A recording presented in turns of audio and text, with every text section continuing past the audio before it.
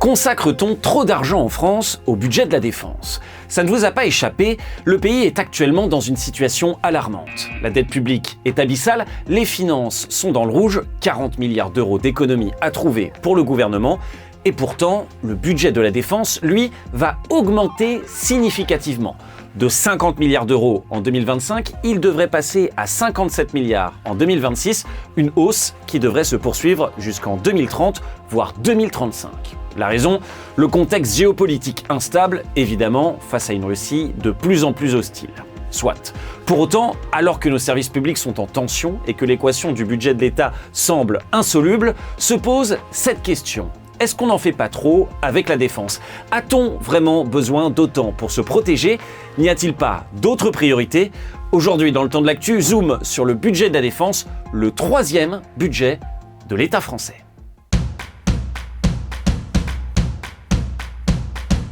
Augmenter ou bien baisser le budget de la défense, ça fait longtemps que la question fait débat en France. Retour dans les années 80. À cette époque, le socialiste François Mitterrand arrive au pouvoir. Le budget de la défense représente environ 4% du PIB de la France, mais ça ne va pas durer. La défense n'est pas la priorité du président Mitterrand, de quoi agacer l'opposition, comme le jeune député François Fillon, alors président de la commission défense à l'Assemblée nationale. On est en 1985. Il n'est pas contestable que notre défense aura été déclassée au moins par rapport à la richesse de la nation, déclassée plus encore par rapport aux autres dépenses de l'État, déclassée, ce qui est plus grave, par rapport aux formidables défis technologiques que nous lance l'effort des États-Unis et aux formidables défis militaires que nous impose l'Union soviétique. C'est vrai, à cette époque, c'est encore la guerre froide. Mais plus pour longtemps. Novembre 1989, le mur de Berlin tombe. A-t-on toujours besoin des mêmes budgets de défense ? Réponse en 90 d'un autre jeune député, François Hollande, regardez, déjà professionnel de la communication politique.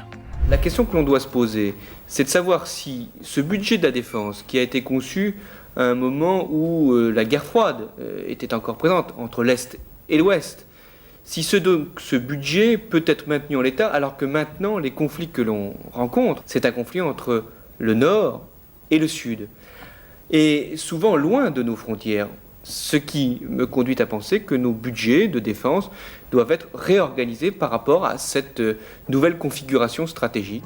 Comprenez, le budget de la défense va baisser. Extrait de France Inter, un an plus tard. Tout le monde ne sera donc pas satisfait de ce budget 92. Il y a le budget de la défense, il est rare qu'on y touche, mais cette année, économie oblige, il va y avoir des coupes sombres, ça fait partie de ce qu'on appelle les dividendes de la paix, même si tout le monde n'est pas d'accord sur la question de savoir si la planète est moins agitée aujourd'hui qu'hier. Et ce budget de la défense, durant les années 90, il va continuer de baisser. Alors, en 2002, le président Chirac tire la sonnette d'alarme. Nous devons dans le même temps améliorer le maintien en condition opérationnelle des bâtiments de la marine et plus généralement, plus largement, de l'ensemble des équipements des armées. Le vieillissement de certains matériels et l'insuffisance des procédures et des crédits d'entretien affectent sérieusement la disponibilité des véhicules blindés, des bâtiments, des aéronefs. Et sur ce point, Jacques Chirac a raison. Sujet de France 2 en octobre 2002.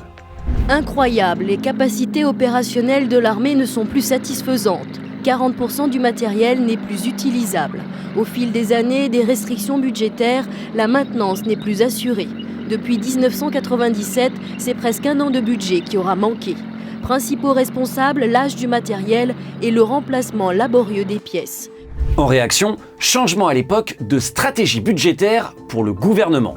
Certes, la période est à la rigueur, mais pas pour la défense. De 29 milliards d'euros en 2001, le budget passe à 40 milliards en 2004, et ça irrite l'opposition.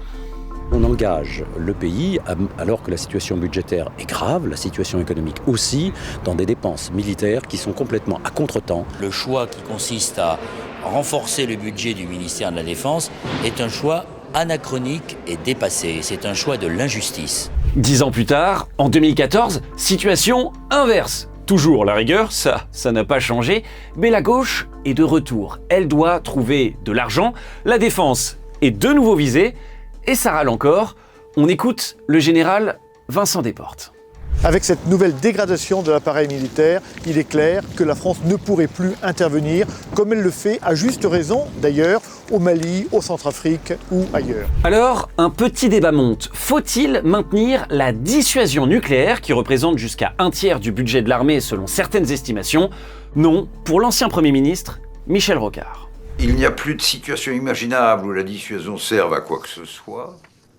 Nous avons des problèmes avec les Russes ou avec les Chinois. Tout le monde imagine de les négocier et non pas de les traiter de manière guerrière. Et sur des pays pauvres qui deviennent énervants, c'est pas le nucléaire qui peut permettre. On tuerait trop de monde. Le débat sera vite étouffé par le président de la République. Pas touche à notre dissuasion nucléaire. En 2017, Emmanuel Macron arrive au pouvoir. Et là encore, rien de nouveau sous le soleil. Le budget de la défense fait toujours autant débat. L'armée française au régime sec, les opérations au Mali, en Irak, en Syrie ou encore en France avec Sentinelle ont coûté plus cher que prévu. Le ministère des Armées va devoir trouver d'ici la fin de l'année 850 millions d'euros d'économies. L'arbitrage budgétaire du gouvernement a provoqué ce matin la colère du chef d'état-major des armées devant les députés. Le grand écart entre les objectifs assignés à nos forces et les moyens alloués n'est plus tenable. Fait inédit, sous la Ve République, le chef d'état-major Philippe de Villiers remettra même, pour protester, sa démission en juillet 2017. En février 2022, la Russie envahit l'Ukraine, un électrochoc pour la France et l'Europe. Une question revient alors, sujet de France 2, en octobre 2022. Le conflit en Ukraine a ravivé les fantômes du passé et fait rejaillir cette question. L'armée française a-t-elle la capacité de défendre l'Hexagone ? Il y a 3 jours à peine, sur notre antenne, Emmanuel Macron s'en préoccupait. C'est exactement le problème qu'on se pose à chaque fois. Et c'est pour ça aussi qu'on ne peut pas livrer autant que parfois les Ukrainiennes et les Ukrainiens le demandent. Et quand le président Zelensky parfois me demande de livrer massivement certains dispositifs, je suis obligé d'en garder certains pour nous-mêmes nous protéger ou protéger notre flanc Est.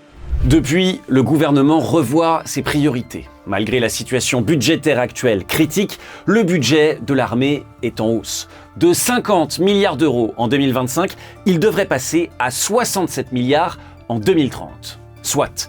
Mais faut-il vraiment augmenter à fond le budget de l'armée? A-t-on besoin de autant? Sommes-nous prêts pour notre défense à faire tous les sacrifices? Ça, c'est à vous d'en juger. Et moi je vous dis à la semaine prochaine pour un autre zoom sur l'actualité. Et pour approfondir le sujet, écoutez Le Temps de l'Actu, le podcast d'actualité de l'INA et de l'Université Panthéon-Assas, avec cette semaine comme invité Laurent Trigeot, maître de conférences en droit public à l'Université Panthéon-Assas, co-directeur de l'Institut supérieur de l'armement et de la défense. Le Temps de l'Actu, un podcast à retrouver sur toutes les plateformes d'écoute.